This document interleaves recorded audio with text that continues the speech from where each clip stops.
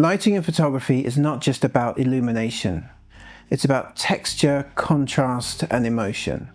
If you can master these things, you're no longer just taking a photograph, but you're painting with light. And in today's video, I'm going to show you how you can create soft atmospheric portraits, literally painting with just one light. I'm taking inspiration from one of my favorite photographers, Paolo Roversi. He's known for his ethereal, timeless portraits that blend classical beauty and experimental techniques. He often works with large format film cameras, especially 8x10 Polaroids, which give his images a soft, painterly quality. One of his signature techniques is painting with light. He often passes a small handheld light over the model during a long exposure.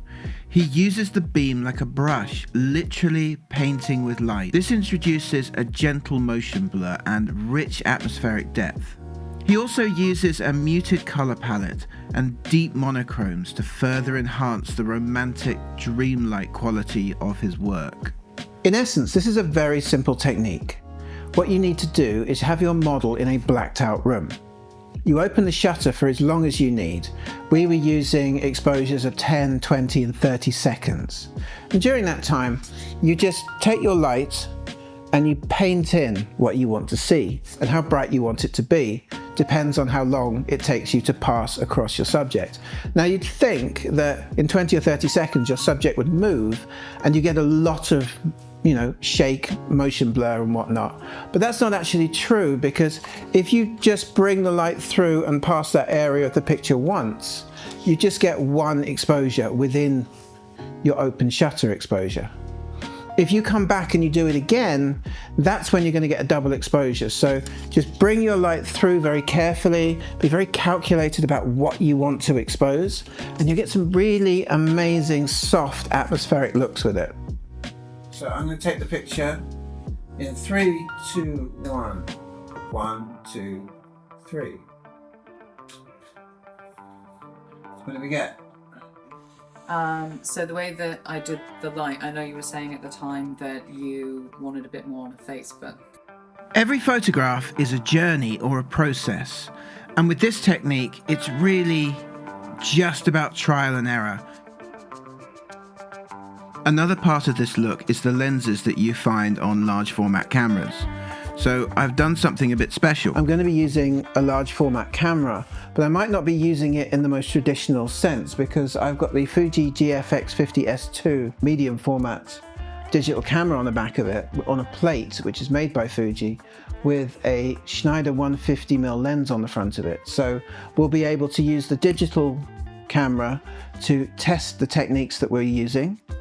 And then when we've got that, we'll be able to put some black and white and color film through it. The light that I'm going to be using for this is the Anglerfish 130 watt cob light. iFootage have sent this to me and they've told me to check it out. It's a tiny little light with a lot of punch to it. It's bi-color, so it can do daylight and tungsten.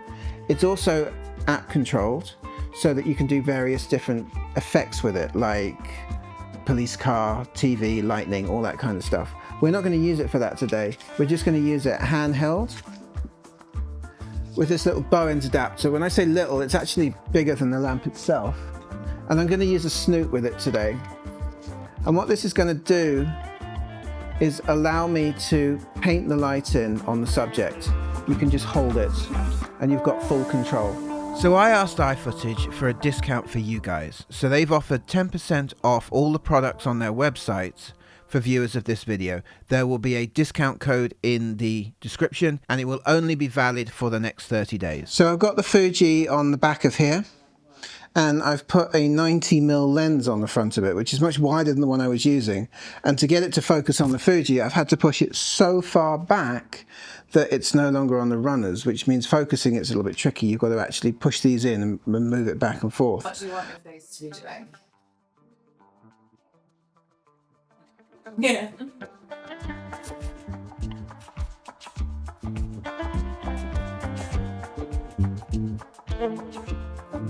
So we're taking this back off, which is the back that held the Fuji, and we're going to shoot some film.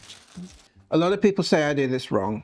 I was always taught to do it this way. So I was taught to remember that white is light and black means it's not exposed. And people are like, you're wrong. What would happen if you took it to the lab?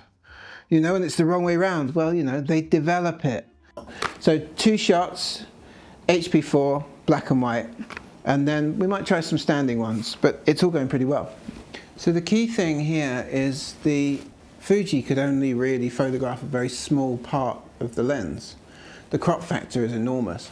So now I've got the full-size frame, I can come back. I like that pose, by the way. Lots of space around you, but I quite like that. Because we weren't seeing any of the laces. You actually were leaned back more on your palm.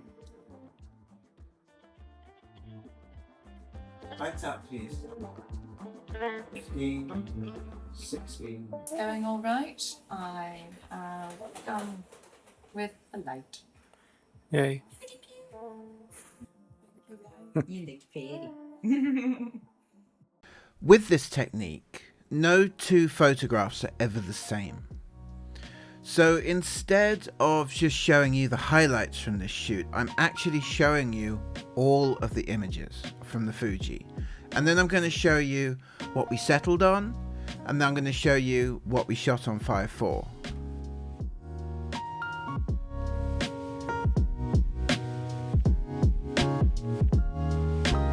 That's it for painting with light with the Anglerfish 130-watt cob lights. There will be an affiliate discount code in the show notes below. It helps me out if you buy it. I think it's a great piece of kit, so I wouldn't recommend it to you if I didn't. I'm not a good liar. So until next week, happy shooting.